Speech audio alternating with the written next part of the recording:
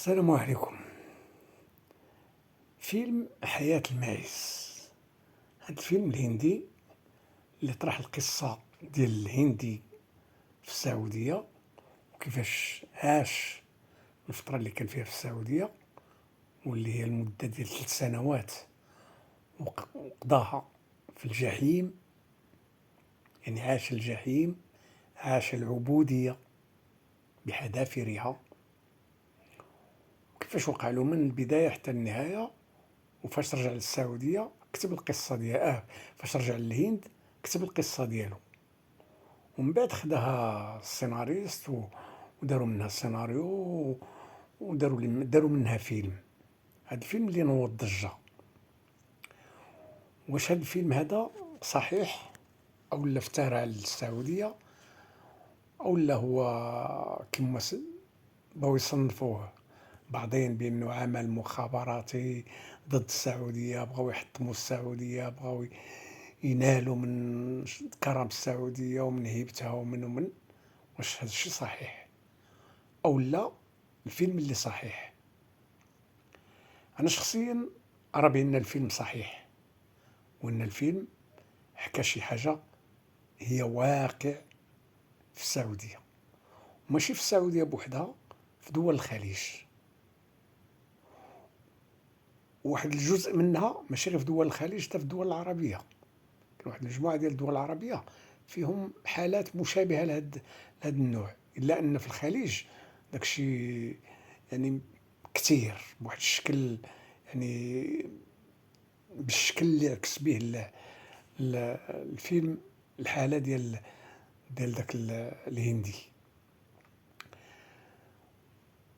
واش هذا الفيلم كان ضد السعودية؟ بالكل لا، لأن حالة هاد القانون وهاد الظاهرة ديال الكفيل كاينة في الخليج، ماشي غير في السعودية، كاين في عدد ديال من دول الخليج. وأن الكفيل يولي بحال السيد، بحال شاري عبد، يدير عقد مع العامل بحال شاري عبد من سوق النخاسة. والتعامل ديال الأسر الخليجية وديال الشخص الخليجي مع الأجانب معاملة لا ترقى لأنها تكون إنسانية،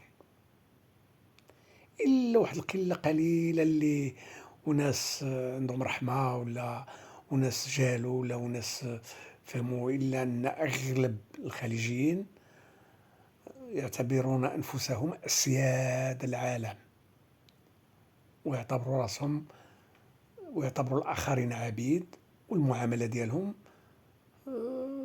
بادق من هاد الفكر ديالهم. يعني يفتكروا راسهم انهم هم الاسياد والاخرين عبيد، والتصرف ديالهم يمشي حسب هذا المنطق هذا.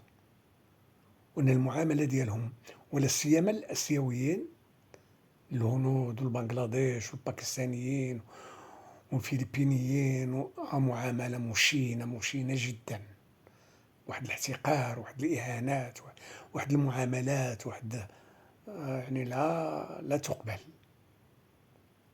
زيد على ان التصرف ديالهم مع كاع العمال، من سواء كان اسيوي افريقي من اي جنسيه كان، المعامله ديالهم معه مشينه، وانهم يحتقرون الناس ويتعاملوا بواحد الشكل خبيث مع الناس. وان هاد الشكل اللي عكسو الفيلم ديال حياة الماعز كاين منه عدد كثير في الخليج، ولا سيما حين يتعلق الأمر بالمرأة، فالنساء يعانين من ماشي العبودية، أشد أكثر من العبودية، أكثر من العبودية. وكاين عدة قصص تحكات على عدد ديال ديال نساء من جنسيات مختلفة في السعودية، في الإمارات، في قطر، في كاع دول الخليج، كيفاش يتعاملوا معهم وكيفاش يعتبروهم جواري ويديروا فيهم اللي بغاو. وهذه حقيقة. وهذا الفيلم هذا واش غادي يكون آخر فيلم والّا غادي توقف هنا والّا؟ أنا شخصيًا لا أظن. هذا هذا الفيلم هو الحلقة الأولى من مسلسل حياة العبودية اللي غادي تكشفها السينما والفن اللي كاينة في الخليج. هناك مسلسل طويل عريض ديال حياة العبودية، وداك الغنى الفاحش عند بعض العائلات خلاهم لا يعتبرون الإنسان إنسانا. الإنسان بالنسبة لهم يولي حيوان يتعاملوا الحيوان، وكاين اللي يرحم الحيوان ويعطف على الحيوان، هما لا عاطفة ولا رحمة عندهم.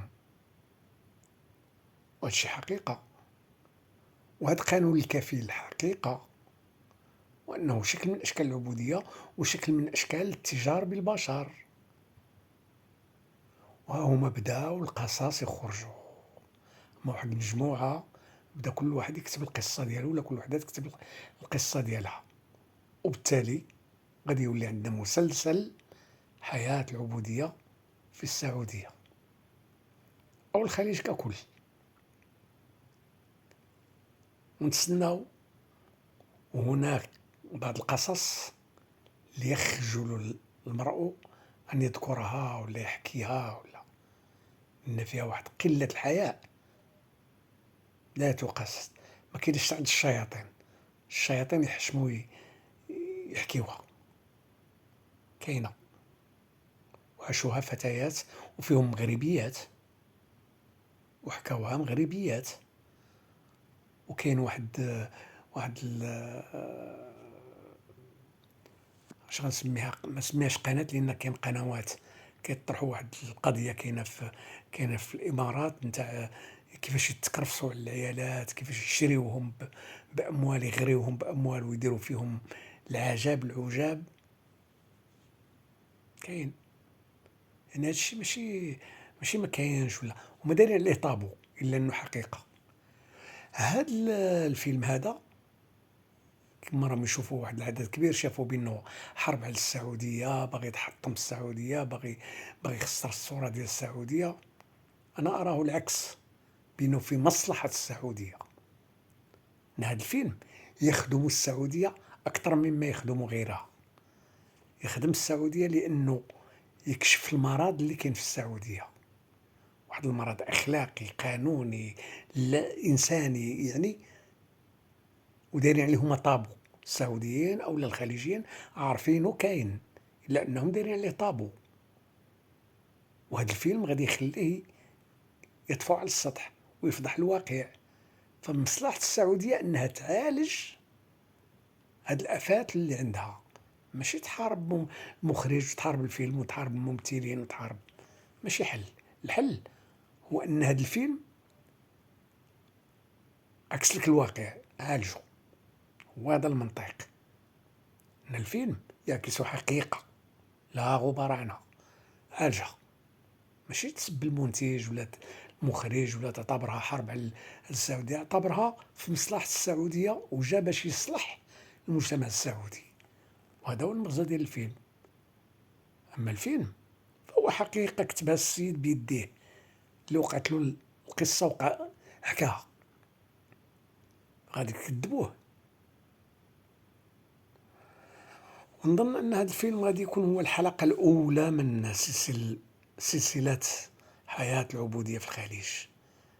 ونتمنى أنه تبان حلقات وتبان الحقيقة باش تعرى الحقيقة، إنها الطابوهات وداكشي كله لا يخدم الشعوب ولا يخدم الإنسانية ولا يخدم التطور ولا يخدم خص الحق تبان. كاينة صافي، ما تبقى تغطي فيها ولا تستر عليها ولا كاينة خصها تفضح باش تعالج. خصك تعالجها. انت فيك مرض وتستر عليه، راه غادي يزيد داك المرض. فيك مرض خصك تعالجو. هذا هو المنطق، وهذا هو هذه الحقيقة، هذا هو الصحيح، انك تعالجها. ماشي تحارب الطبيب اللي غادي يعالجك ولا اللي قال لك فيك مرض. راه الطبيب ديتكتا المرض خصك تعالجو. كانت مرض خبيث خصو يبتر، بحال هذا مرض خبيث خصو يبتر، خصو يتقلع داك العضو المريض يتحيد باش الصحة تولي تولي حالة صحية. وهذا هو المنطق، هذا هو اللي بان لي ان السعوديين خصهم يشكروا هاد المخرج ويقولوا بالفعل كاينه، فلنعالج مشاكلنا، ماشي نغطيو مشاكلنا ما نغطيوش الشمس بالغربال، الحقيقه كاينه. يلا، السلام عليكم.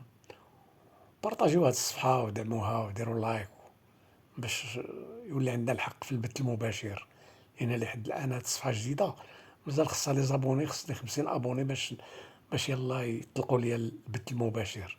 يلا، شكرا على كاع اللي تابونا عندنا وساهم وساعدنا باش نوقفوا هاد الصفحه على رجليها. السلام عليكم.